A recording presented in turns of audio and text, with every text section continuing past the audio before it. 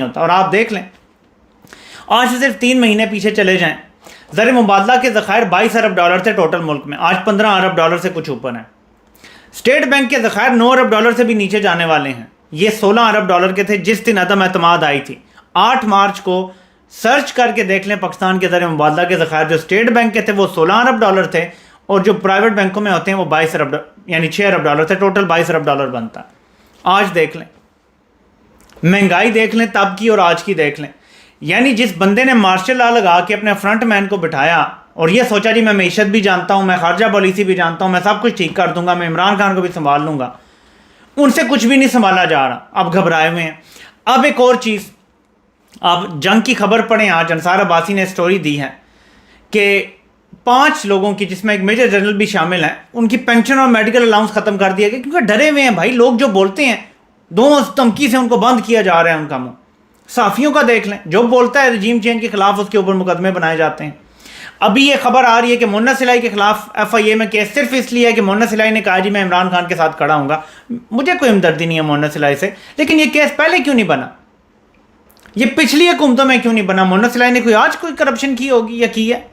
ये कोई बहुत पुराने केस होंगे, तो नून लीग की तो पहले भी हुकूमत रह गई है, तो क्यों नहीं केस बने, क्यों नहीं जेल में डाला गया? जैसे ही उसने कहा जी मैं इमरान खान के साथ खड़ा हूँ, FIA का केस बन रहा है। ये पागल हो गए हैं, इनको समझ नहीं आ रही, क्योंकि इन्हें लगता था हम सब कुछ कंट्रोल कर लेंगे, अब कंट्रोल नहीं हो रहा, अब घबरा गए हैं।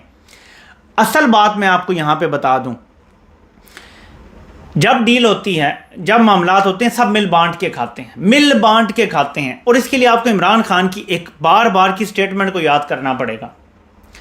इमरान खान ने कहा था कि जब करप्शन होती है ISI को सबसे पहले पता चल जाता है। कोई किकबैक लेने लगता है, कोई किसी तरह से एम्बेजल करने लगता है, मनी लॉन्ड्रिंग, ISI को पता चल जाता है। अब ISI को पता चल जाता है और जो लोग नीचे काम कर रहे होते हैं वो रिपोर्ट ऊपर दे देते हैं। तो ये ऊपर वालों का काम है ना कि फिर आगे जो केसेस चल रहे हैं वहाँ पे NRO ना दिया जाए, अदालतों में केस चलें, FIA को इन्फ्लुएंस ना किया जाए, NAB को इन्फ्लुएंस ना किया जाए, काम करने दिया जाए। लेकिन ऐसा नहीं होता। यहाँ तक कि शहबाज शरीफ की जो बुरी ज़मानत है वो मुस्तकिल हो जाती है, उसे उठा के वज़ीर-ए-आज़म बना दिया जाता है, जिस पे 40 अरब की मनी लॉन्ड्रिंग का केस है। ओपन एंड शट केस है जो ये मकसूद चपड़ासी वाला 16 अरब का है। इसमें तो 3 अरब 76 करोड़ तो खाली मकसूद चपड़ासी के अकाउंट में है। सारी मनी ट्रेल मौजूद है। ये सारा अलेजेडली किकबैक्स का पैसा है, लेकिन इस केस में बचाया गया। तो इमरान खान आपको ये बता रहा था, जब वो ये कहता है कि ISI को सबसे पहले पता चलता है कि अगर ये ना चाहें, जो ऊपर के कुछ लोग बैठे हुए हैं, ये इनकी मिली भगत ना हो, तो इस मुल्क में करप्शन नहीं हो सकती। ये समझ रहे हैं आप बात को? करप्शन सिर्फ तब हो सकती है जब इनकी मिली भगत होती है, जब ये सारे साथ मिल जाते हैं, जब इन्हें कौम के पैसे की कोई परवाह नहीं होती। तो यहां सब ने मिल बांट के खाया है, और इसीलिए अब दोबारा इन्हीं चोरों को ले आए हैं। और इमरान खान को इनका प्लान ये था कि ये अनपॉपुलर हो चुका है, उठा के इसको फेंकेंगे बाहर, जेल में डालेंगे, डराएं धमकाएंगे, मुल्क से बाहर चला जाएगा अपने बच्चों के साथ बाकी ज़िंदगी गुजारने का हम इसे आइडिया देंगे, इतना मजबूर हो जाएगा, चला जाएगा। क्योंकि अवाम इसके साथ होगी नहीं, अवाम तो तंग पड़ी है महंगाई की वजह से। अवाम इसके साथ खड़ी हो गई, इनके प्लान जो है ना, plan A B C D सब नाकाम हो गए। वरना ये इमरान खान का पत्ता काट चुके थे और अभी भी उसी पे लगे हुए हैं, जड़ें काट रहे हैं, क्योंकि इन्होंने मिल बांट के खाना है। अमेरिका को ऐसे लोग सूट करते हैं, ऐसा सेटअप सूट करता है जिसमें किसी को पाकिस्तान की परवाह ना हो। इस टाइम एग्जैक्टली वो सेटअप पाकिस्तान में आ चुका है। कैन यू इवन इमेजिन के 7 अरब डॉलर का बजट डॉक्यूमेंट में लिखा ही नहीं गया। चीन से लेने हैं, IMF से लेने हैं, उसका कोई है ही नहीं। 1100 से 1300 अरब रुपए की बात हो रही थी, शायद 1400 अरब टोटल बनता है, अकाउंटेड फॉर ही नहीं है, यानी पता ही नहीं है कहाँ है। वो किसी ने सवाल पूछा साफी ने, तो हो ये हमसे गलती हो गई, ये लिखा नहीं है। इसी तरह की टाइपोज करता था इसहाक डार, नंबर्स अच्छे दिखाने के लिए कि हम कर्जा कम ले रहे हैं, ये नहीं वो नहीं। 7 अरब डॉलर का जो कर्जा लेना है, जो इस साल सारा कुछ होगा, वो डाला ही नहीं बीच में। अब आप इमेजिन करें कि जो इतने इनकॉम्पिटेंट हैं और इसको ये गलती क्या के झाड़ रहे हैं, उनको ला के बिठा दिया गया ऊपर। जो एक एक अपने केसेस में बंदे हैं उनको मारी जा रहे हैं। 14-15 की बात हो रही है कि मुख्तलिफ करप्शन केसेस से जुड़े हुए 14 से 15 लोगों को मारा जा चुका है मुबैना तौर पे।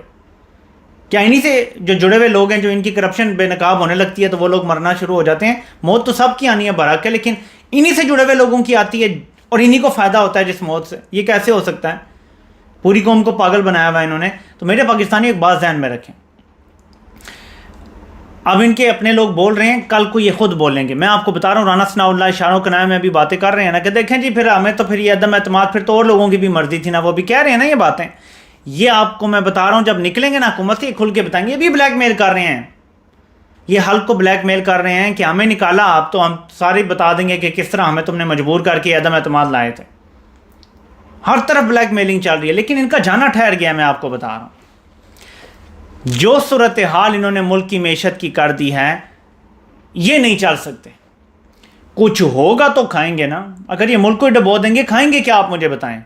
कुछ खाने के लिए कुछ जमा भी करना पड़ता है। वो जो रेकोडिक का मसला है, वहां पैसे खाने के लिए मुल्क भी तो स्टेबल होगा ना। मुल्क स्टेबल होगा, दहशतगर्दी नहीं होगी, सब कुछ ठीक होगा तो जाके वहां पे माइनिंग का काम होगा ना, वरना कैसे होगा। माड़ी में जो गैस के ज़खायर मिले हैं वहां पे तब काम होगा जब स्टेबल मुल्क होगा, दहशतगर्दी खत्म होगी, तब जाके होगा। अगर मुल्क की स्टेबल नहीं रहेगा तो ये खाबे कैसे लगेंगे। खाबों के लिए मुल्क का स्टेबल होना बड़ा ज़रूरी है, और इसलिए ये जाएंगे। मैं आपको बता रहा हूँ, हाँ इलेक्शन में कोशिश ये होगी कि फिर इसी तरह से एक मुअल्लक पार्लियामेंट हो, किसी को अक्सरियत ना मिले, वहां पे अवाम ने किरदार अदा करना है, वहां पे आपका किरदार होगा। वरना मुल्क का सौदा मैं बार बार आपको बता रहा हूं हो चुका है। सब ने मिल बांट के खाने का फैसला किया है कि अब की बार किसी पे कोई केस नहीं होंगे। और वो जो बात एक साबिक वज़ीर दाखिला के हवाले से की जा रही है कि उन्होंने ये कहा कि एहसाब अगर इमरान खान कामयाब हो गया और ये जिस तरह चल रहा है तो बात फिर हमारे और अपने दोस्तों यारों और घरों तक आ जाएगी, तो इसलिए एहसाब नहीं होगा। तो देख लें, नहीं हुआ, एहसाब नहीं होने दिया। बार बार मैं आपको कहता हूँ कि सब नंगे हैं इस हमाम में।